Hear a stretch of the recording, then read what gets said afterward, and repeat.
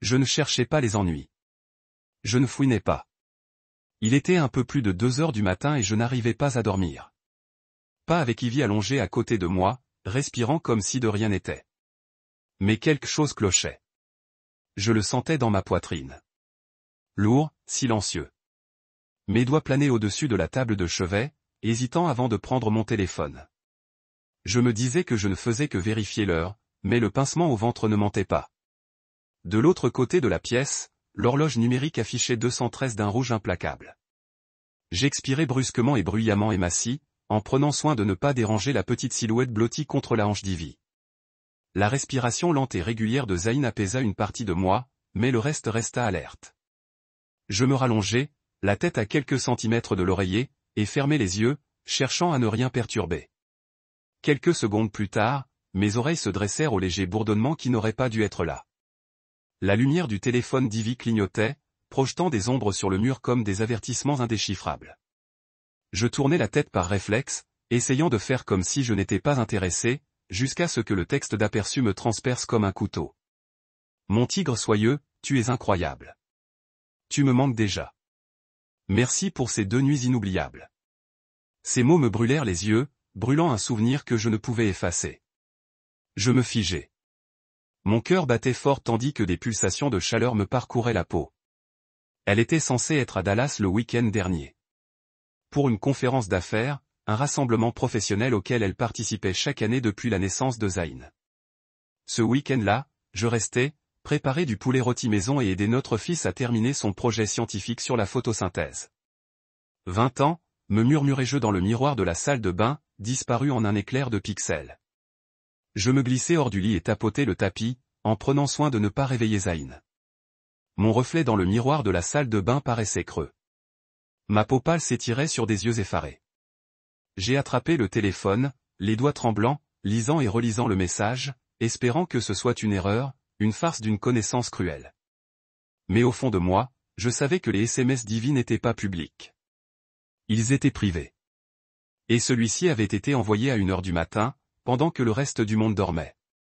J'ai parcouru notre conversation pour voir quand sa conférence à Dallas s'était terminée. Le dernier message que je lui ai envoyé disait « Bon voyage de retour ». Il était resté sans réponse. Elle n'avait répondu qu'après minuit, mais sans faire allusion à un retard de vol ou à un retour retardé. Je fixais l'écran, l'imaginant dans une chambre d'hôtel anonyme. Le téléphone collé à son oreille tandis qu'elle murmurait des mots doux à quelqu'un d'autre. Ma gorge se serra et je déglutis difficilement, avec un goût de fer. J'ai éteint le téléphone et l'ai serré contre ma poitrine comme si son poids froid pouvait ralentir mon pouls. Je suis retourné dans la chambre et j'ai regardé le dos d'Ivy se soulever et s'abaisser sous la douce lueur du lampadaire filtrant à travers les rideaux. Elle avait l'air paisible, naïve, pensais-je amèrement. J'aurais voulu la réveiller, la secouer par les épaules, exiger des réponses. Mais quelle réponse voulais-je vraiment? Une confession? Des excuses? Des larmes qui ressemblaient à une trahison. Au lieu de cela, je me suis affalé au bord du lit et j'ai enfoui mon visage dans mes mains. Tous nos souvenirs partagés défilaient dans ma tête. Notre remise de diplôme, la première fois que nous avons tenu Zayn dans nos bras, les dimanches après-midi tranquilles sur la balancelle. Tout cela me semblait souillé, maintenant, comme si je traversais une maison autrefois familière, repeintant mon absence. Mes doigts effleurèrent l'alliance sur la table de nuit. Je la pris et la retournai, traçant les minuscules gravures à l'intérieur. Toujours Ivy. Ces mots se moquaient de moi. Je pressai l'anneau contre mes lèvres et, par réflexe, j'essayai de goûter sa présence sur son bord métallique. Il ne restait plus rien. Je glissai l'anneau à mon doigt, plus lourd que jamais, et me levai, sentant son poids peser sur ma conscience. Lentement, je me glissai hors de la pièce, refermant doucement la porte derrière moi. Je trouvai Zayn profondément endormi dans sa chambre, les couvertures écartées, un bras tendu vers le vide. Je m'agenouillai près de lui et écartai ses cheveux de son front. « Papa est là », murmurai-je en pressant ma joue contre sa peau chaude. Ses paupières battirent, mais ne s'ouvrirent pas, je me suis permis une seule larme, la première vraie depuis que j'avais lu le message. Je l'ai essuyée avant qu'elle ne coule. Ma vie était devenue un équilibre impossible entre l'homme que je voulais être et celui que je pensais être. Je réalisais maintenant que cet homme n'était peut-être rien d'autre que le spectateur de son propre mariage. Je franchis le couloir, fermant la porte de Zayn derrière moi, et m'adosser au mur. La maison était silencieuse. Pas un murmure de tension entre les pièces, pas de craquement ni de taille. Mais je le sentais, ce vide où la confiance régnait autrefois. Je pris une profonde inspiration et me dirigeai vers le hall d'entrée, vers le reste de ma vie. Mon reflet me dépassa dans le miroir de l'entrée, une inconnue portant mon visage. Je relevai le menton. Quoi qu'il arrive ensuite, je savais que je ne pouvais pas rester ici. Pas ce soir. Pas tant que la vérité était dans ce téléphone, prête à m'entraîner. Jetant un dernier regard à la porte que j'avais appelée chez moi, je me retournai et retournai dans la chambre, prête à confronter Ivy au silence qui avait déjà tout brisé. Le lendemain matin, la lumière du soleil filtrait par les fenêtres de la cuisine en rayons dorés, illuminant la pièce comme un mensonge. Cette luminosité semblait délibérée, comme si elle cherchait à m'aveugler sur la vérité qui palpitait encore aux confins de ma conscience. J'étais assise à la table du petit déjeuner, les mains serrées autour d'une tasse de café écaillé, au goût d'amertume. Ivy se déplaçait derrière moi avec une aisance experte, fredonnant un air joyeux que je ne parvenais pas à identifier, tartinant du beurre sur des toasts avec cette grâce désinvolte qui me réchauffait le cœur. Maintenant, chaque geste attentionné qu'elle me faisait était comme du sel sur une plaie ouverte. Elle posa 2 assiettes sur la table, une pour Zayn, qui dormait encore dans sa chambre, puis se glissa sur le siège en face de moi. Ses cheveux miroitaient délicatement dans la lumière, et ses yeux pétillaient tandis qu'elle souriait. C'était le même sourire dont j'étais tombée amoureuse à la fac, celui qui promettait que tout irait bien. Aujourd'hui, il paraissait creux. « Bonjour », dit-elle d'une voix radieuse. Je fixai mon café, observant des volutes de vapeur s'élever. Ma gorge était irritée, et je forçais à dire les mots. « Bonjour ». Ma voix semblait lointaine, comme si un autre homme la prononçait. Le pain grillé était doré et appétissant, mais je ne pris pas une bouchée. Au lieu de cela, je serrai plus fort mes doigts autour de la tasse, mes ongles enfoncés dans la porcelaine. « Tu es pâle », observa Ivy en inclinant la tête comme si elle étudiait un spécimen de papillon au microscope. Son ton était léger, mais ses yeux cherchaient peut-être quelque chose d'inquiétant, ou le secret que je cachais. J'aurais voulu lui tendre ma tasse et lui montrer le message qui m'avait volé mes dernières heures de paix, mais je ne l'ai pas fait. Au lieu de cela, j'ai dégluti difficilement et j'ai dit « rêve étrange ». Les mots me semblaient inadéquats. Tout ce en quoi je croyais s'est avéré être un mensonge. Les lèvres d'Ivy se sont courbées en un sourire compatissant qui semblait déplacé. « Les rêves sont bizarres comme ça », a-t-elle dit en retournant sa tartine dans l'assiette. Elle en a pris une bouchée et l'a mâchée lentement, savourant l'onctuosité du beurre. L'espace d'un instant, elle a fermé les yeux et penché le visage vers le plafond comme pour accueillir la chaleur du soleil matinal. Puis elle a rouvert les yeux et a continué, « Tu devrais essayer de te rendormir si tu peux. » Sa suggestion aurait dû me réconforter. Elle savait toujours comment m'apaiser, transformant mon anxiété en rire ou en une douce caresse dans le dos. Mais ce matin, ces mots étaient du poison. Son baiser au rouge à lèvres sur ma joue était comme de l'acide, brûlant un creux derrière mes yeux. J'ai ravalé la boule dans ma gorge et j'ai croisé son regard. Je n'arrête pas de penser à quelque chose, ai-je admis d'une voix à peine plus forte qu'un murmure. Elle avala une autre bouchée et reposa sa fourchette. On en reparlera plus tard, dit-elle comme si elle comprenait parfaitement ce que je voulais dire et comptait me détourner jusqu'à ce que j'oublie. Mais je n'oubliais pas. Je n'oubliais jamais. Je me levai brusquement, ma chaise raclant le carrelage, et elle tourna la tête, les yeux écarquillés. « Où vas-tu » demanda-t-elle, l'inquiétude dissimulant quelque chose d'indéchiffrable. « Me changer les idées » répondis-je. Je n'avais pas confiance en moi pour rester ici, à la regarder préparer le petit déjeuner comme si de rien n'était. Je sortis de la cuisine et me dirigeai vers le jardin, refermant doucement la porte vitrée derrière moi. L'air matinal était frais, imprégné de rosée et de la douce douceur du jasmin en fleurs. J'inspirai profondément, essayant de calmer la tempête qui m'envahissait. Je traversai la pelouse à grands pas, mes chaussures s'enfonçant légèrement dans l'herbe humide. La silhouette d'Ivy apparut dans l'embrasure de la porte, encadrée par la cuisine lumineuse, et elle s'appuya contre l'encadrement. « Parle-moi » insista-t-elle d'une voix douce mais ferme. Je sais que quelque chose ne va pas, je me tournai vers elle. Je la regardais se tortiller, comme si elle attendait que je me défasse. De près, j'ai vu les rides d'inquiétude gravées au coin de ses yeux, et j'ai hésité. Une partie de moi voulait tout lui dire pour révéler le message qui avait bouleversé mon monde. Mais une autre partie reculait à l'idée de voir ces larmes ou la rose de culpabilité qui pourrait illuminer son visage. C'était un rêve, demanda-t-elle à nouveau en s'avançant sur l'herbe. Le soleil éclairait ses cheveux, les faisant briller comme du cuivre.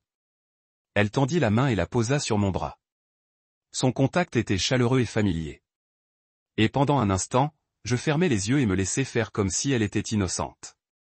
J'avalai ma salive et dis, j'ai vu quelque chose la nuit dernière.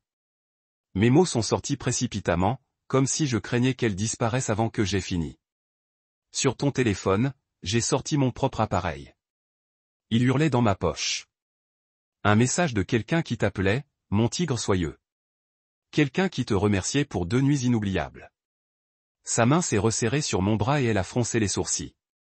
Ce n'est pas ce que tu crois, a-t-elle dit doucement. Je l'ai fixé du regard, cherchant une fêlure sur son visage. Alors dis-moi ce que c'est, a-t-elle pris une inspiration tremblante. C'était une vieille conversation, a-t-elle commencé. D'avant notre mariage. Elle est apparue par erreur. J'ai ressenti une lueur de soulagement, mais elle s'est éteinte instantanément. Au milieu de la nuit, j'ai demandé, quand étais-tu censé rentrer de Dallas? Ses yeux se sont détournés. Une ombre a traversé son visage et ses lèvres se sont entr'ouvertes comme si elle allait mentir. Ou peut-être voulait-elle dire la vérité mais n'y est pas parvenue. J'ai dégagé mon bras et reculé, l'esprit s'emballant. Si elle mentait sur un point, qu'est-ce qu'un autre mensonge? Ivy hésita, jeta un coup d'œil au sol, puis se tourna vers moi. J'aurais dû te le dire plus tôt, murmura-t-elle. Je suis désolé. Ce mot me transperça. Désolé. Ce n'était pas suffisant. Pas après 20 ans. Pas alors que les fondations de la confiance s'étaient complètement fissurées. Je pris mon dernier morceau de pain grillé dans l'assiette et le jetai sur la pelouse où les oiseaux se dispersèrent devant cette intrusion inattendue. Ivy halta et je me détournai, la poitrine serrée de colère et de chagrin. J'ai besoin de réfléchir, dis-je d'une voix basse et assurée. Je la dépassai en direction de l'allée, chaque pas me donnant l'impression de porter le poids d'une vie qui s'effiloche. Elle m'appela, mais je ne m'arrêtai pas. Pas encore. Pas avant de pouvoir respirer sans la brûlure de son sourire. Je partis en silence, laissant derrière moi la lumière du matin et le réconfort creux d'Ivy, traquant les interstices entre mes propres doutes jusqu'à ce que je puisse décider s'il valait la peine d'être conservé, ou si je devais tout laisser s'évaporer pour ressentir à nouveau quelque chose de réel. J'ai appelé mon plus vieil ami, Théo, quelqu'un que je connaissais depuis la fac, en qui j'avais plus confiance qu'en moi-même. L'écran s'est allumé avec son nom, Théo Carter, et mon pouce est resté suspendu un instant avant que j'appuie sur « Appeler ». Sa voix résonnait, encore rugueuse comme du gravier, même à midi. « Marvin, quoi de neuf ?» J'ai hésité, hochant la poitrine en cherchant mes mots. « On peut se voir ?» ai-je demandé. Non. Il n'a pas demandé pourquoi. Il a juste dit « Je serai là dans 20 heures ». J'ai enfilé un sweatshirt, pris mes clés et quitté la maison sans un bruit. Zayn dormait encore, et Ivy était partie à une réunion, avait-elle dit. J'ai roulé jusqu'à notre ancien bar de quartier, celui au coin de la 5e rue et de l'Elm Street, avec ses néons écaillés et sa porte toujours coincée. Nous y avions passé d'innombrables nuits, à échanger rêves et regrets autour de bières pression bon marché et d'ailes de poulet épicées qui nous laissaient les doigts humides. Quand je suis entré, les box étaient presque vides. La lumière de l'après-midi filtrait à travers les fenêtres poussiéreuses, projetant de longues barres nonchalantes sur le sol. Je trouvai Théo dans notre box préférée, un whisky avec des glaçons. Il leva les yeux, les sourcils levés derrière ses lunettes à monture foncée. Ses cheveux étaient toujours aussi négligés, mais coiffés d'une manière que lui seul savait faire. Je me glissai sur le siège en face de lui, le cuir vinyle froid sous moi. Avant que je puisse dire quoi que ce soit, il me proposa le verre. « Toi » demanda-t-il.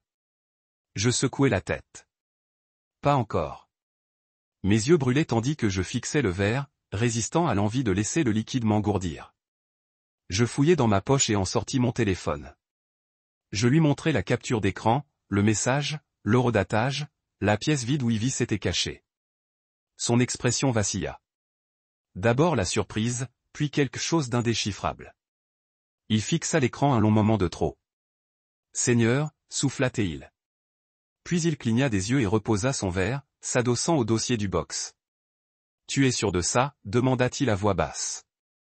On dirait du doute, ai-je rétorqué, la honte mêlée à ma propre dureté. Il leva les mains et fit mine de capituler. D'accord. Oui, dit-il. Je comprends. Mais il fronça les sourcils, la mâchoire crispée comme s'il mâchait quelque chose d'amer. Ne tirons pas de conclusion hâtive. Mon estomac se serra. Excusez-moi, dis-je. Incrédule. Tu as vu le message. Tu as entendu ce qui s'est passé. Il leva les mains. L'urgence dans son geste. Marv, je ne dis pas qu'elle est innocente. Je dis juste qu'il y a peut-être plus que ça. Les captures d'écran ne disent pas tout. Mon sang battait si fort que je l'entendais à peine. J'ai claqué la main sur la table. Plus que ça, ai-je répété, la voix s'élevant. Quelle histoire pourrait expliquer 2 nuits inoubliables? Théo prit une longue inspiration, comme s'il choisissait ses mots avec soin. Tu sais qu'elle a été très stressée, dit-il doucement. Le travail a été dur.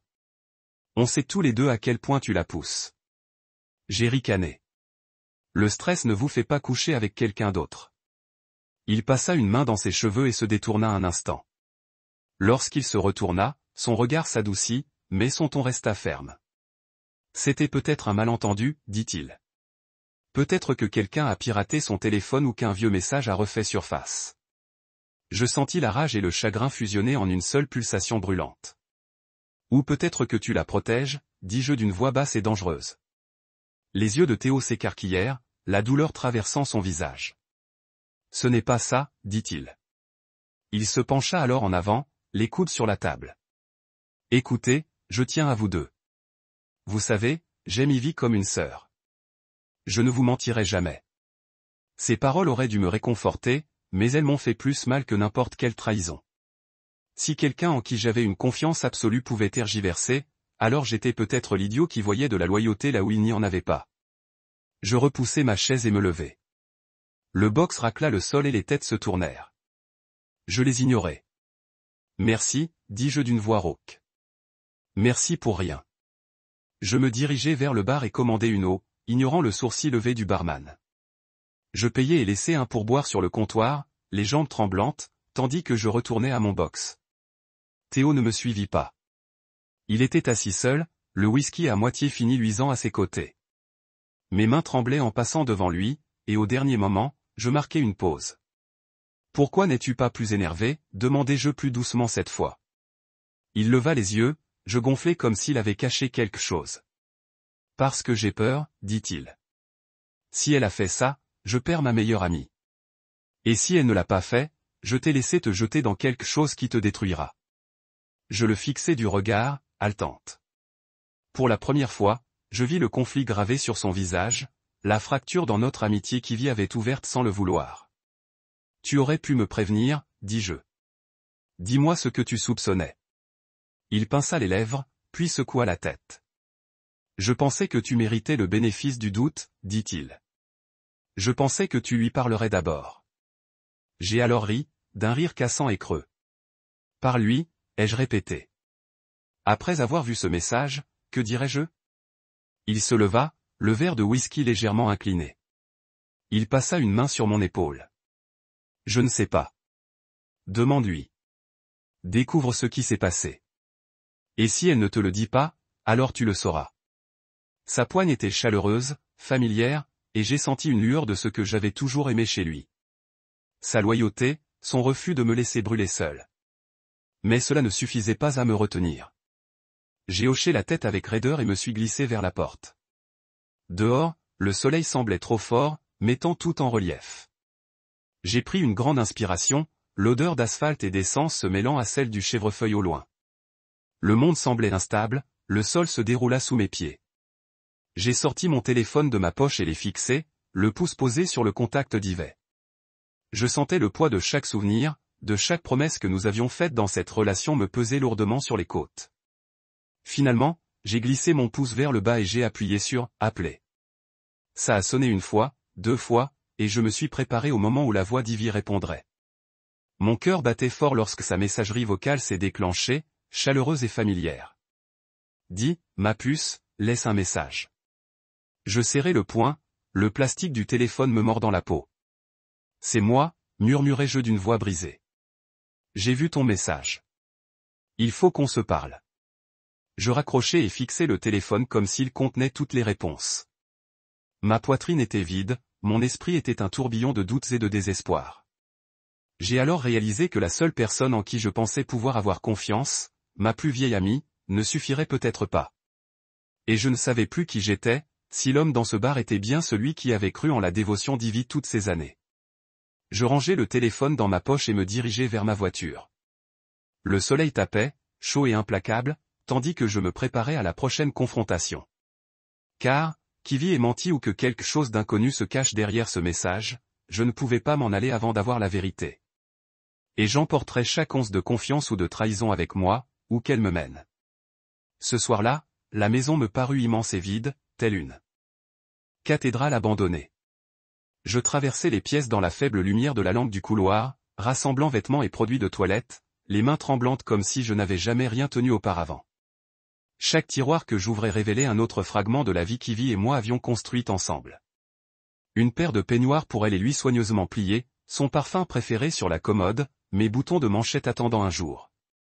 Je n'étais pas sûr de les porter à nouveau un jour. Je fourrais des t-shirts dans le sac de sport, roulais des chaussettes avec une précision mécanique, et me demandais comment j'avais pu ranger mon amour si facilement. J'essayais de ne pas faire de bruit, autant pour Zayn que pour moi-même. Il était resté avec sa cousine jusqu'à dimanche après-midi, m'avait dit Ivy. Un week-end entre filles, avait-elle écrit, mais ces messages ne contenaient plus que la moitié de la vérité. Je me souvenais de la façon dont elle l'avait embrassé ce matin-là, le doux contact de sa joue contre sa couronne de boucles. Il avait fait un signe de la main insouciant, sans remarquer ses yeux qui vacillaient vers moi, comme pour lui demander la permission de lui briser le cœur. J'ai serré les lèvres, me rappelant le poids du message que j'avais lu la veille au soir, et je me suis forcé à respirer. J'ai pris la bague sur la table de nuit, celle qu'elle m'avait passée au doigt lors de nos fiançailles, une promesse que j'avais tenue pour sacrée. J'ai ouvert la valise sur le lit et l'ai déposée à l'intérieur. Son métal brillait comme une preuve. Le sac semblait incroyablement petit pour tout ce que je voulais laisser derrière moi. Une maison, un mariage, une identité que j'avais perdue en un instant de trahison pixelisée. J'ai fermé la valise et l'ai portée jusqu'à l'entrée où m'attendaient mon manteau et mes chaussures. Le mur semblait me serrer, chaque pas résonnant dans la maison silencieuse. Dans l'entrée, je m'arrêtai devant la porte d'entrée. Mon regard se posa sur les photos de famille accrochées au mur. Matin de Noël, vacances d'été, moments marquants immortalisés par des sourires joyeux. Je me souvenais comment je m'étais penché vers Ivy pour les photos de groupe, sa main posée sur mon épaule, le poids de son amour un doux réconfort. Maintenant, ses sourires semblaient fragiles, comme si une rafale de vent pouvait les emporter à jamais. Je tendis la main et touchai le cadre le plus proche de moi, un instantané des premiers pas de Zayn. Ma poitrine se serra et je fermai les yeux pour ne pas ressentir la douleur. Je sortis dans l'air frais de la nuit. La lumière du porche projetait une flaque jaune sur la brique, illuminant le chemin de béton qui menait à l'allée. Je posai la valise et sortis mes clés de voiture de ma poche. Je jetai un coup d'œil à la maison, les fenêtres comme des yeux sombres qui me regardaient partir. Mon cœur battait fort. Chaque battement me rappelait la vie que j'abandonnais. Mais je ne pouvais pas rester. Pas avec Ivy et Théo qui tissaient des mensonges dans ces pièces. Pas avec le poids du soupçon qui pesait sur chaque mur.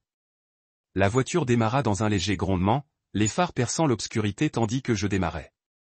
Je me sentais à la fois libéré et vide, comme si j'avais troqué une cage contre une autre. Ma destination était claire. La cabane de mon frère Darren dans les montagnes, un sanctuaire où je pourrais respirer sans la douleur constante de la trahison. J'agrippais le volant, les jointures blanches, et laissais le ronronnement du moteur apaiser mes pensées frénétiques. La route serpentait en montée, bordée de pins majestueux qui se balançaient silencieusement sous le ciel étoilé. La lune était un mince croissant, éclairant à peine l'asphalte devant moi. En conduisant, mon esprit rejouait la conversation que j'avais surprise. Le murmure d'Ivy à propos de quelques jours supplémentaires. Le rire moqueur de Théo, la confirmation brutale de leur trahison. J'appuyais la paume contre le volant, sentant son cuir lisse, m'ancrant dans l'instant présent. Je repensais au visage doux et confiant de Zayn, et me demandais comment j'allais lui expliquer pourquoi son monde s'était écroulé si soudainement. 1 heure plus tard, j'atteignis la bifurcation menant au chalet de Darren, un étroit chemin de terre qui s'enfonçait dans une forêt dense. Je ralentis, les phares se reflétant sur les troncs d'arbres, et suivis les traces de pneus jusqu'à une clairière où se trouvait le chalet, aux fenêtres sombres mais accueillantes. Je me garai et m'assis dans la voiture, laissant le silence m'envelopper. Je fermai les yeux et pris une profonde inspiration. Le léger parfum de pin et de vieilles bûches du chalet flottait par la fenêtre ouverte. Pour la première fois depuis que j'avais vu le message, je sentis une légère tension dans ma poitrine. J'attrapai la valise et me dirigeai vers la porte d'entrée, cherchant à tâtons la clé que Darren m'avait donnée des semaines plus tôt. La serrure tourna et je poussai la porte. Une lumière chaude se répandit de l'intérieur, projetant de longues ombres sur le parquet. Le chalet était modeste, un salon avec une cheminée en pierre, une petite cuisine et une chambre sur le côté. Ça sentait la fumée de bois et la compréhension tranquille. Darren sortit de la chambre, vêtu d'un pantalon de pyjama délavé et d'un t-shirt, clignant des yeux comme s'il avait vu un fantôme. « Marv » demanda-t-il d'une voix haletante. Il fit un pas en avant, les sourcils froncés d'inquiétude. Que diable s'était-il passé? Je laissai tomber la valise près de la porte et m'appuyai contre le cadre, l'épuisement et le soulagement mêlés dans mes membres. Ivy et Théo, dis-je d'une voix rauque. Ils dorment ensemble. Les yeux de Darren s'écarquillèrent et il posa une main protectrice sur mon épaule. Merde, murmura-t-il. Viens par ici, mec. Il me guida jusqu'au canapé où je m'effondrai, les épaules affaissées comme si je pouvais me replier sur moi-même.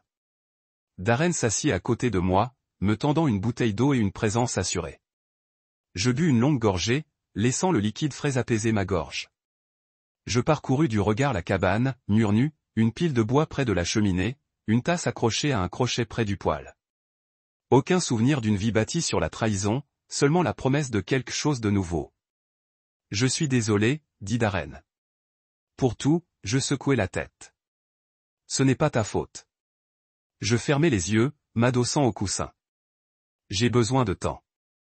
J'ai besoin de trouver comment être un père et un homme sans elle. Il hocha la tête et attrapa la télécommande, allumant la petite télévision. L'écran s'illumina de parasites avant de s'arrêter sur les informations locales. La météo pour le week-end à la montagne. Darren me tendit la tasse remplie de café chaud. Je la serrai entre mes mains, savourant sa chaleur.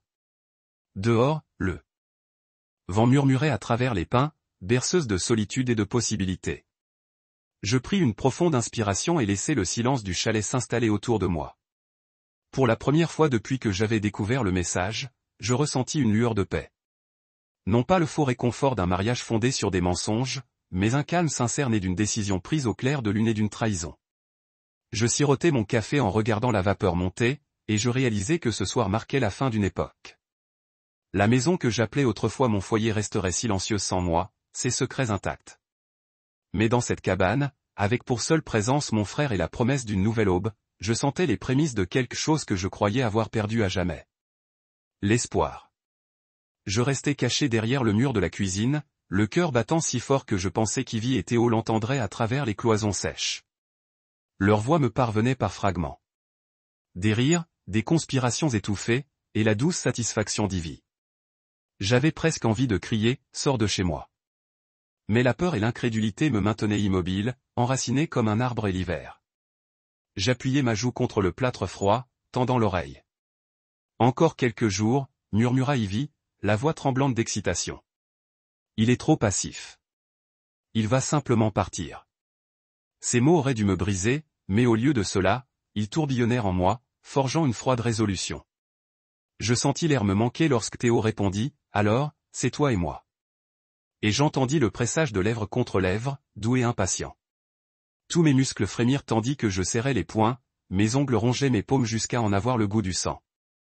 Les souvenirs de notre vie ensemble, les pique-niques du dimanche au parc, les histoires du soir pour Zané, les projets de retraite murmurés, défilèrent dans mon esprit comme un diaporama accéléré. Avais-je vécu un mensonge? Si chaque rire que nous partagions, chaque promesse que nous nous faisions n'avait été qu'un entraînement à cette trahison finale, je me forçais à respirer, à réfléchir. Je savais que si je restais caché, je risquais de sombrer dans une sorte de stupeur effrayante, sans jamais les affronter, sans jamais retrouver la moindre once de ma dignité.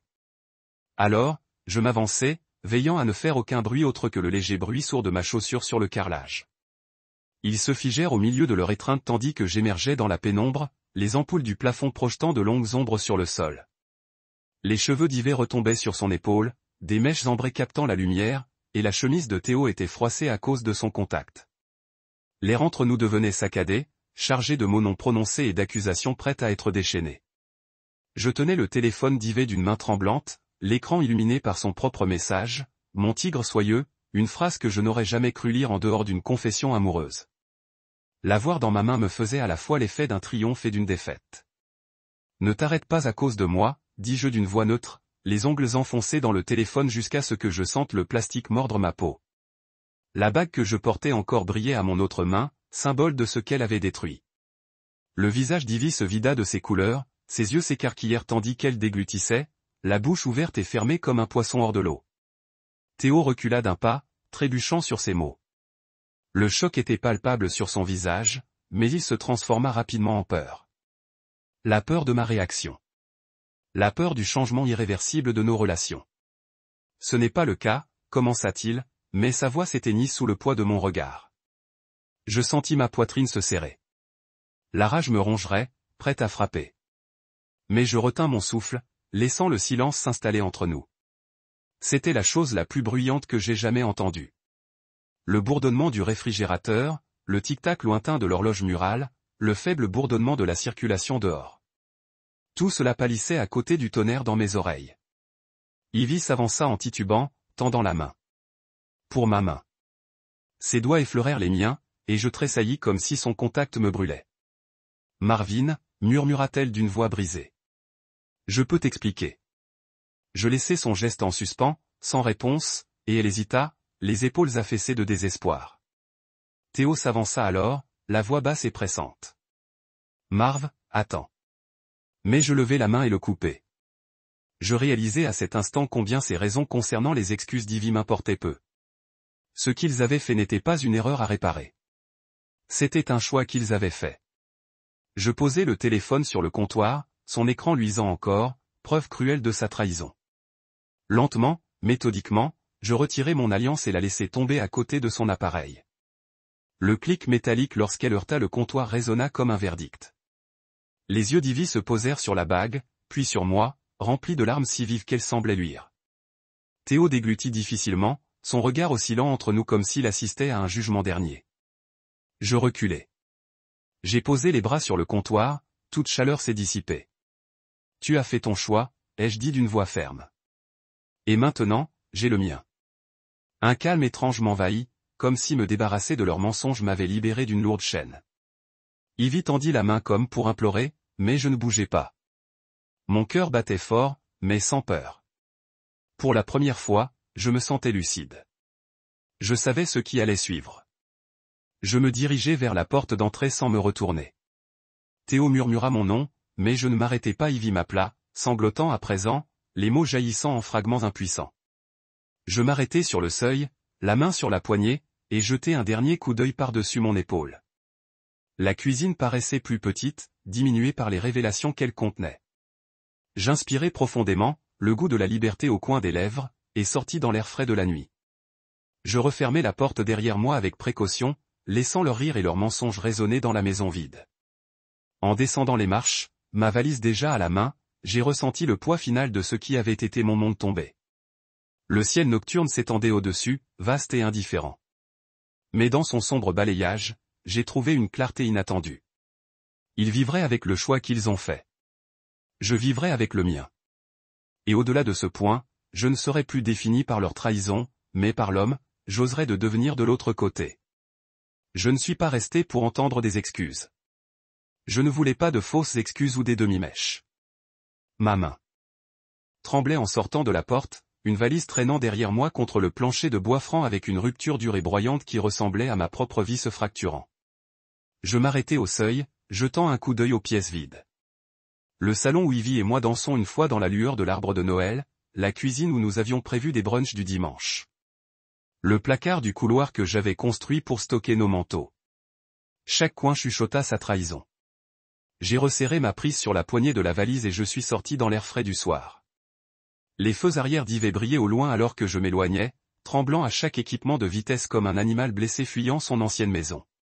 Mon esprit s'est brisé, rejouant la scène dans la cuisinelle. Sa confiance chuchotait que je ne remarquerais jamais la trahison occasionnelle de Théo comme s'il se méritait. J'ai saisi le volant jusqu'à ce que mes jointures deviennent blanches, mes yeux fixés sur la route comme s'il me délivrerait de l'épave de mon mariage. Je n'avais aucune destination claire à l'esprit, seulement le besoin désespéré d'échapper à la maison qui était devenue un mausolème de promesses brisées. Je suis allé au nord de la ville dans les collines qui ont cédé la place aux montagnes. Le soleil s'est glissé sous l'horizon, et j'ai allumé les phares, jetant des poutres jumelles à travers le crépuscule sombre.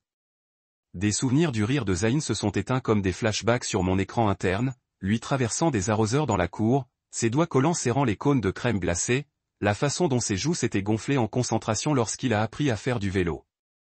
J'ai avalé dur, les dents serrées et je me suis dit que bientôt je le reverrais. Darren avait accepté de prendre soin de lui. Mon petit garçon méritait un père qui n'était pas hanté par la trahison. La route s'est rétrécie. Bain en épingle à cheveux sculptants à travers des stands d'anse de pin. J'ai senti que la tension dans mes épaules se détériorait légèrement à chaque mile. Les montagnes moussaient, m'ont enveloppé, lavant une partie de mon agitation. J'ai gardé les fenêtres ouvertes une fissure, laissant des bouffées de pain croustillantes à dériver de l'air. Cela ressemblait à la respiration pour la première fois depuis des jours. J'ai pensé à toutes les nuits que j'avais éveillées à côté de Ivy, certaines de sa dévotion, et à quel point je l'avais mal lu. J'ai imaginé son écran de téléphone, les mots « My Softy Tiger » dansant dans un acte d'accusation cruel.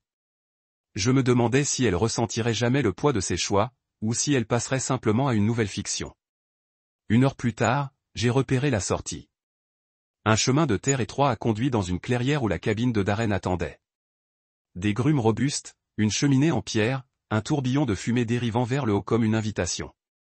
J'ai ralenti et tourné sur la piste, les pneus craquant du gravier. Les phares ont révélé une seule fenêtre, une lueur, promettant de la chaleur contre le froid des montagnes. Je me suis garé devant le Porsche et j'ai tué le moteur. Le silence s'est roulé sur des vagues. Aucun téléphone bourdonnant, aucune trahison silencieuse faisant écho au mur. Juste le silence des pins et l'appel lointain d'un oiseau de nuit. J'ai épuisé mon sac et je me suis dirigé vers le Porsche, les planches en bois grinçant sous mon poids. Darren ouvrit la porte avant de pouvoir frapper. Les cheveux doivent, les yeux berris mais vivants avec inquiétude. Marv, dit-il, la voix lourde de fatigue.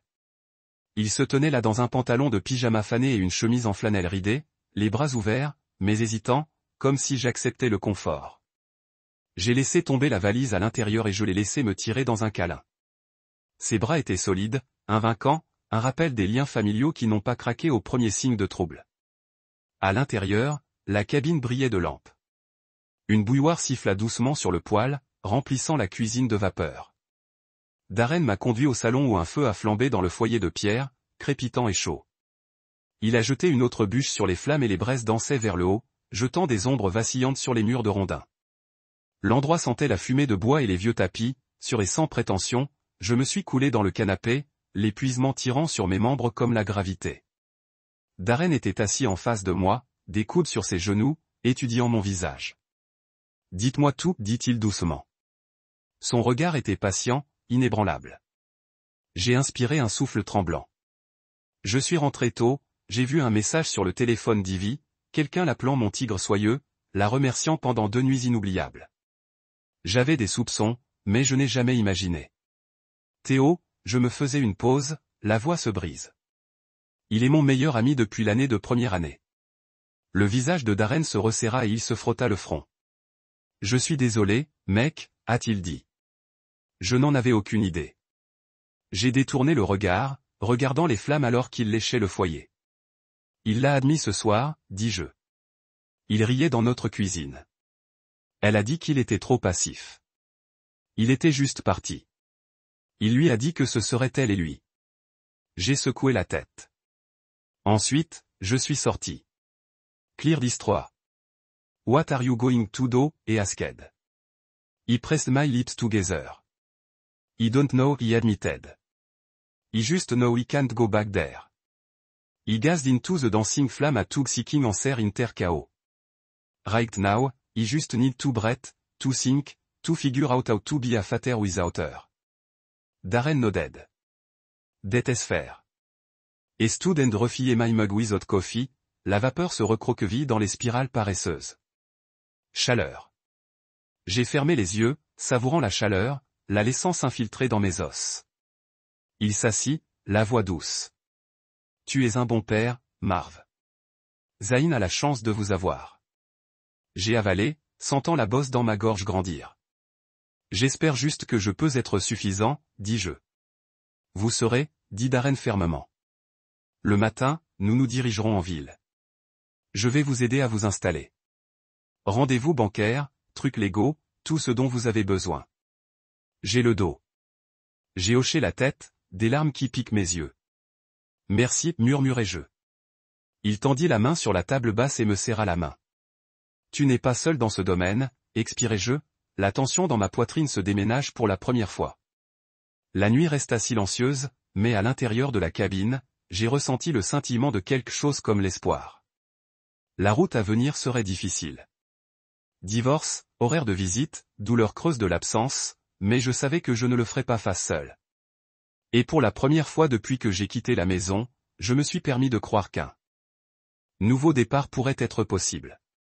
Le lendemain matin, je m'attardai sur une tasse de café sur le porche de Darren, la vapeur se levant dans des spirales paresseuses alors que l'air de la montagne portait le péché de pin et de terre humide.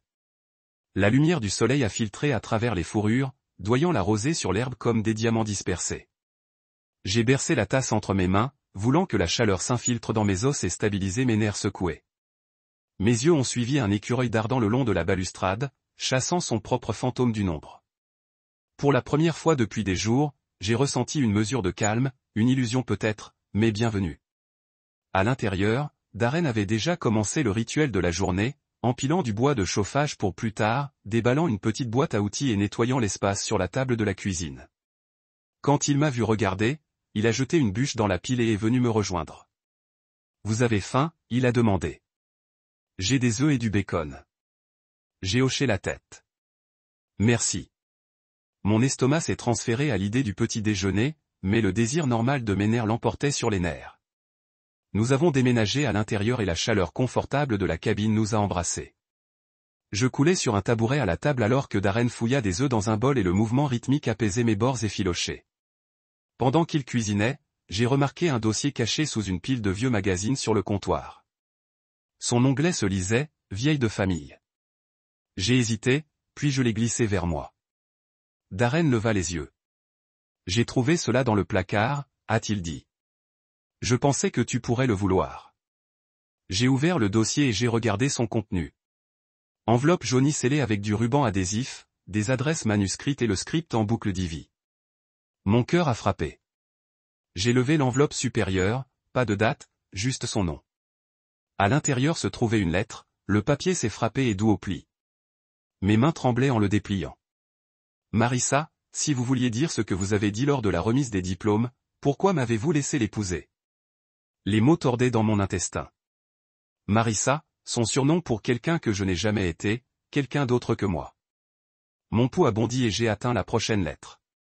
C'était aussi Divy, daté des années avant notre mariage. Je pense toujours à nous chaque fois que je vois son visage.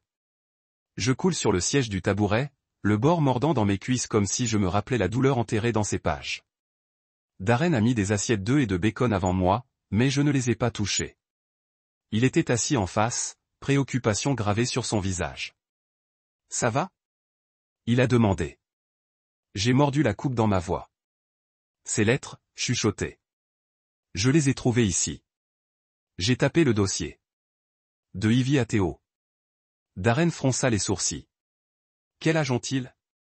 J'ai traversé une poignée de lettres qui déplient chacune pour lire la date à laquelle les marges ont été diffusées. Le plus tôt avait 6 ans. Le dernier a 3 ans. Eh bien, avant de nous rencontrer. Il remonte à des années, dis-je, voix serrée. Avant notre mariage. La réalisation m'a frappé comme un coup. L'affaire d'Ivy et Théo n'était pas une trahison récente. C'était le fondement de tout mon mariage. Tout ce que je croyais, chaque vœu, chaque promesse avait été construite sur un secret qu'ils ont transporté dans nos vies. Une vague de nausée m'a traversé. J'ai attrapé une lettre et l'ai tenue à la longueur des bras, lisant ces mots encore et encore. L'angoisse dans son écriture a piqué plus que toute confrontation criée. Si vous vouliez dire ce que vous avez dit lors de la remise des diplômes, graduation. Je me souviens de ce jour-là, sa casquette à jeter un loft, son sourire fier alors qu'elle traversait la scène. J'étais là dans la foule, encourageant, ignorant qu'elle pensait à quelqu'un d'autre. J'ai levé les yeux vers Darren, je pique. Ils étaient amoureux avant moi, dis-je. Ils ont attendu que je fasse partie de leur vie, puis j'ai continué. Ma voix a craqué. J'étais le pion depuis le début. Il a avalé fort. Vous méritez mieux que cela, a-t-il dit, en tendant la main. Son toucher était stable, un rappel que je n'étais pas seul dans ma douleur. Je coule dans le tabouret, l'épuisement s'écrase sur moi. Les œufs et le bacon se sont refroidis sur les assiettes, la vapeur s'estompant comme la chaleur dans ma poitrine. J'ai replié les lettres dans le dossier, faisant attention de ne pas déchirer le papier fragile. J'ai besoin de tout savoir, dis-je. Date, lieu, toutes les nuits tardives pour lesquelles elle avait une excuse. J'ai besoin de l'image complète avant de pouvoir aller de l'avant.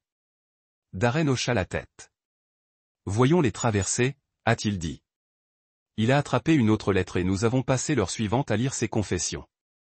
Mention de réunion secrète dans un café du centre-ville. Des excuses pour sauter la fête d'anniversaire d'une vieille petite amie parce que je ne pouvais pas faire face à la culpabilité. Référence à un nom d'hôtel, le Laurel dans l'endroit où ils s'étaient rencontrés dans la ville. Chaque révélation ressemblait à une coupe fraîche, mais la douleur a également prêté clarté. Je ne vivais plus dans une brume de questions et de doutes. Maintenant, j'avais une feuille de route de la trahison. À midi, le dossier contenait une chronologie de l'affaire d'Ivy et de Théo, de ses débuts provisoires lors d'une réunion de collège à son crescendo dans les mois précédant ma proposition. Je me suis assis en arrière, la tête tournant. L'alpiniste avait séché les larmes sur mon visage, et je me sentais creux et plus creux. Mais sous le vide, une petite braise de résolution scintillait. Je ne laisserai pas leur secret me définir. J'utiliserai cette vérité, aussi douloureuse qu'elle était, pour tracer un nouveau cours pour moi et pour Zayn. Darren a effacé les lettres dans le dossier et l'a glissé à travers la table. « Tu es prêt à lui faire face ?» demanda-t-il doucement. J'ai regardé le dossier, puis j'ai hoché la tête. « Je dois, dis-je, exprimer malgré le tremblement en dessous. Je dois entendre ses propres réponses, voir s'il reste une moindre honnêteté. » Il s'est levé et a offert une main. Je l'ai pris, me levant, le poids du dossier dans mon bras, un signe tangible que je récupérais ma vie. Nous nous tenions côte à côte dans la lumière silencieuse de la cabine. Deux frères liés par le sang et par la croyance partagée que même les blessures les plus profondes peuvent guérir avec le temps et la vérité. À l'extérieur, une brise remua les pins, chuchotant des promesses de renouvellement. J'ai pris une profonde inspiration et j'ai glissé le dossier sous mon bras. Pour la première fois depuis que j'ai appris la trahison, je me sentais prête à affronter Ivy avec la preuve de son passé, une preuve qu'elle pourrait ne pas nier, mais à partir de laquelle je ne rétrécirais plus. Et donc je me suis dirigé vers la porte de la cabine, une valise dans une main, un dossier dans l'autre, prêt à rencontrer la femme qui m'avait trompé et à décider une fois pour toutes comment je reconstruirais ce qui restait de ma vie. Je suis allé dans la ville le lendemain matin avec le dossier de lettres reposant comme une meule sur le siège passager. Mes mains sur le volant tremblaient, non par la peur, mais de la ruée vers le but que je n'avais jamais ressenti auparavant.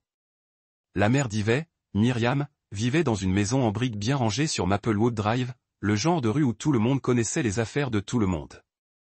Aujourd'hui, j'étais sur le point de faire la une des journaux. Je me suis garé devant sa maison et je me suis arrêté, prenant un souffle stable avant de monter sur le trottoir. Ma réflexion dans la fenêtre de la voiture me regarda, creusée mais déterminée. J'ai serré le dossier et frappé à la porte d'entrée. Il s'ouvrit avant même que je puisse soulever mon poing. Myriam se tenait là dans une robe à imprimer florale, les cheveux épinglés en arrière, l'expression illisible. « Marvin, dit-elle, la voix calme. » Elle s'est écartée sans invitation. Entrez. La maison sentait la lavande et le linge frais. Des photos de Ivy quand un enfant bornait le couloir. Boucles douces, sourire étrière et tenue scolaire. Je me suis souvenu de ces jours avant les mensonges, avant la trahison, lorsque le monde d'Ivy avait toujours tourné autour de nos rêves partagés. Maintenant, j'ai traversé sa maison d'enfance comme une intrue dans un musée d'innocence perdue. Myriam m'a conduit dans le salon où le rembourrage floral et le noix de noix ont parlé de domesticité prudente. Une théière siffla dans la cuisine adjacente. Elle fit un geste vers le canapé.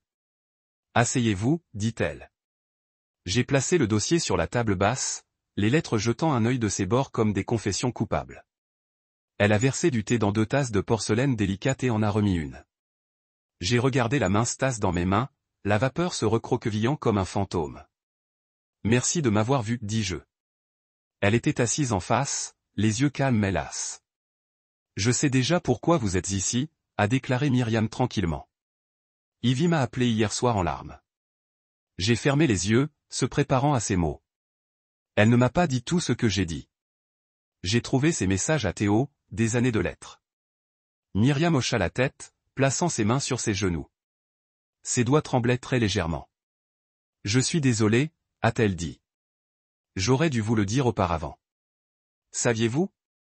Ai-je demandé, ma voix basse et même sur leur affaire avant de la marier. Elle prit une profonde inspiration comme si elle se préparait à plonger dans une piscine profonde. Oui, a-t-elle admis. J'ai découvert il y a longtemps. Mon cœur a obtenu. Pourquoi tu ne m'as pas dit? Les mots sont devenus durs, plus accusatoires que je ne le pensais, mais la douleur dans ma poitrine rendait ma voix plus nette que je ne le voulais. Elle plissa les mains, regarda régulièrement, parce que je pensais qu'elle avait continué. Je pensais que ses sentiments pour Théo étaient dans le passé. Je me suis penché en avant, mais tu ne m'as pas prévenu quand nous nous sommes fiancés. Ses yeux brillèrent. Je voulais protéger son intimité et la vôtre. Je croyais qu'une fois qu'elle vous a choisi, une fois qu'elle avait promis de construire une vie avec vous, son passé resterait enterré. J'ai pressé mes lèvres ensemble, mais ça a refait surface. Myriam hocha la tête. J'aurais dû dire quelque chose plus tôt. Quand j'ai entendu qu'elle se débattait, j'avais trop peur de briser son bonheur. Elle s'arrêta, soulevant sa tasse sur ses lèvres. Elle l'a posée avec une bouche douce, mais en essayant de vous protéger tous les deux, je l'ai laissé porter un secret qui a tout empoisonné. J'exhalai, le poids de son admission s'installant sur moi comme un linceul. Donc, j'étais le plan de sauvegarde, dis-je, voice hollow. Le choix sûr. Sa tête s'inclina. Je suis vraiment désolé, a-t-elle chuchoté. Elle n'a jamais voulu vous blesser. Elle pensait que le passé était derrière elle. Je ne suis pas en mesure de rester assis un autre moment. La chaleur du thé s'était refroidie, mais la douleur dans ma poitrine s'est brûlée. J'avais besoin de t'entendre le dire, ai-je dit. J'avais besoin de savoir que ce n'était pas tout dans ma tête. Myriam se leva également, et nous nous sommes tenus face à face dans la pièce calme. Je sais, a-t-elle dit. Sa voix craqua, et je sais que rien que je fais ne peut changer ce qui s'est passé. Elle tendit la main, sa main brossant la mienne pendant un instant. Mais je vous promets cela. Je ferai tout ce que je peux pour vous aider à avancer. J'ai hoché la tête, des larmes qui piquent mes yeux. Merci, dis-je doucement. Ce n'était pas suffisant. Jamais assez, mais c'était quelque chose. J'ai récupéré le dossier de la table basse, des lettres pressées contre mon côté comme un verdict. J'ai plus de décisions à prendre, j'ai dit sur le divorce, la garde, tout. Les yeux de Myriam se ramollinrent. Prenez votre temps, dit-elle. Je soutiendrai tout ce que vous choisissez. Je me tournai vers la porte. Dans le couloir, les photos d'Ivy enfant semblaient me regarder avec des sourires pardonnants. Je m'arrêtai, la main sur le bouton de la porte et regardai Myriam. Encore une chose, dis-je. Si je décide de la confronter correctement, tu lui diras que je suis venu ici en premier. Elle hocha la tête. Je le ferai. J'ai quitté sa maison avec le dossier sous mon bras et une étrange légèreté dans ma poitrine. Je n'ai plus été piégé par l'incertitude ou par le poids des vérités tacites. Je savais maintenant ce qu'elle avait fait, ce que sa mère avait su et où les fissures de notre mariage avaient commencé. La route à venir était toujours intimidante. Bataille légale, pour parler de garde, la lente guérison d'un cœur brisé. Mais j'ai ressenti quelque chose de nouveau. Clarté. Je suis monté dans ma voiture et je suis éloigné de Maplewood Drive, les toits de la ville reculant dans mon rétroviseur.